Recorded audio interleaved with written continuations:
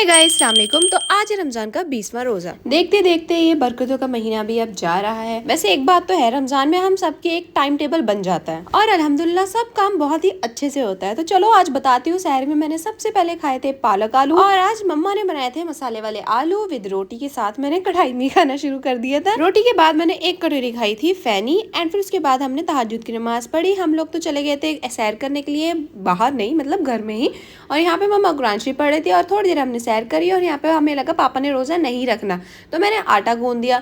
लेकिन पापा ने सुबह में धोखा दे दिया, पापा काम पे गए ही नहीं और पापा ने रोज़ा भी रख लिया, वो भी बिना सहरी के। और फिर दिन में जोहर की नमाज पढ़ने के बाद मैंने फिर मटर छीले, बहुत सारे मटर रखे थे, मैंने इन्हें छीले। मैंने कहा क्यों वेस्ट ही करने, क्योंकि वैसे भी खराब होने लगे थे। और मटर छीलने के बाद मैंने बनाई थी रोटी, क्योंकि इफ्तार में आज हम कुछ नहीं बनाने वाले हैं, सिर्फ फ्रूट्स रखेंगे एंड दैट्स इट। क्योंकि हमारे यहाँ पे गैस की प्रॉब्लम हो चुकी है, ना तो बुक हो रहे हैं और ना ही एजेंसी से मिल रहे हैं सिलेंडर।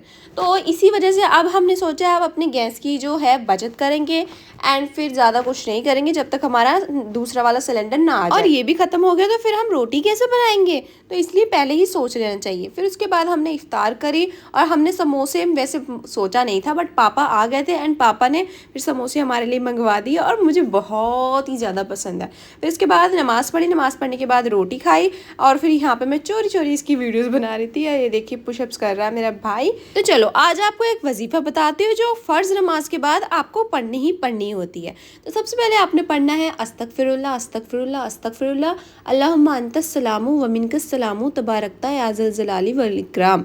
इसको पढ़ने के बाद आपको पढ़नी है आयतल कुर्सी एक बार एंड दैट्स इट। मुझसे सभी पूछते हैं मैं फ़र्ज़ नमाज के बाद क्या पढ़ती हूँ जो मुझे इतना टाइम लग जाता है, तो अब आपको पता लग गया ना कि मैं क्या पढ़ती हूँ। तो इसके बाद हम लोगों ने थोड़ी मस्ती करी है और फिर उसके बाद मैंने अपनी इस छोटी सी बहना को बहुत ही ज़्यादा परेशान किया है। बेचारी इतनी ज़्यादा परेशान हो गई कि मुझसे दूर भागने लगी और मामा को शिकायतें लगाने लगी। बट चलो जी, अब यही तो टाइम है, हम अपने भाई बहनों के साथ टाइम स्पेंड कर सकते हैं। और जी फिर इसके बाद हमने नमाज़ पढ़ी, कुरान शरीफ पढ़ा एंड फिर सो गए।